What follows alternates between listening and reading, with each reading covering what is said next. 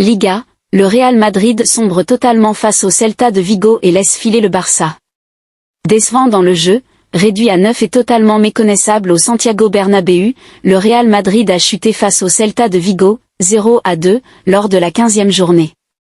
Une nouvelle défaite préoccupante, qui permet au Barça de prendre le large en tête de la Liga. Sous pression après la large victoire du FC Barcelone face au Real Betis, 5-3, le Real Madrid se devait de l'emporter, ce dimanche soir, face au Celta de Vigo pour éviter de voir le rival barcelonais s'échapper en tête de la Liga. Pour cette rencontre, Xavi Alonso, privé de Trent Alexander-Arnold ou encore Dean Huijsen, misait sur un 4-3-3 avec ses hommes forts. Kylian Mbappé, Vinicius Junior et Jude Bellingham, tous présents sur le front de l'attaque.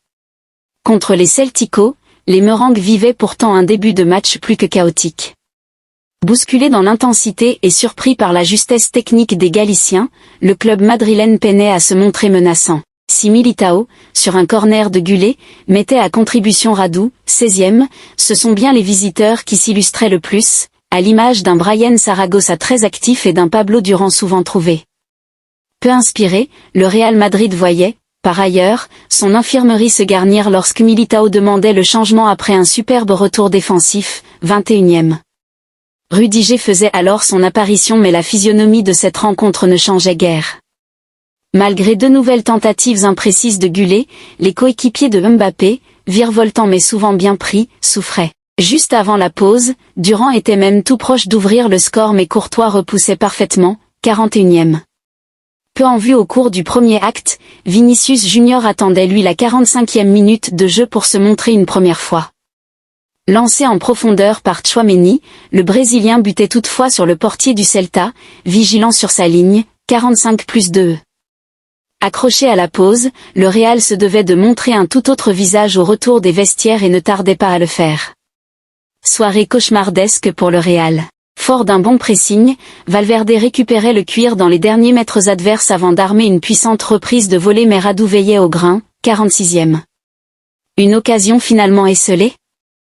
Toujours aussi peu inspiré offensivement et bousculé défensivement, le Real craquait finalement sur une inspiration géniale de Swedberg, auteur d'une talonnade qui trompait Courtois, 0-1, 54e. Dans la foulée de ce but, Xavi Alonso lançait Rodrigo à la place d'Asensio. Un changement très offensif qui ne changeait absolument rien. Déjà compliqué, la soirée du Real tournait au cauchemar lorsque Fran Garcia écopait d'un second carton jaune stupide et laissait ses coéquipiers à 10, 65e. Tchouaméni manquait lui totalement le cadre et déclenchait les sifflets appuyés d'un Santiago Bernabéu ô combien frustré. Dans le dernier quart d'heure, les locaux multipliaient. Sur une ouverture de Tchouaméni, Mbappé pensait égaliser mais son ballon piqué terminait sa course juste derrière le but des visiteurs, 75e.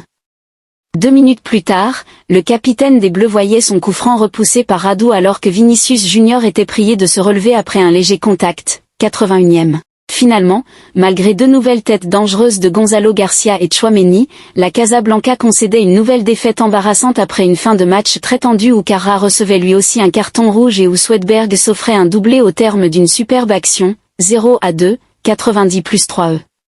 Avec ce résultat, 0-2, le Real Madrid reste au deuxième rang mais compte désormais 4 longueurs de retard sur le FC Barcelone avant de défier Manchester City, mercredi soir. De son côté, le Celta de Vigo, qui affrontera Bologne en Ligue Europa jeudi prochain, pointe à la 10e place. Les prochaines heures s'annoncent bouillantes pour Xavi Alonso.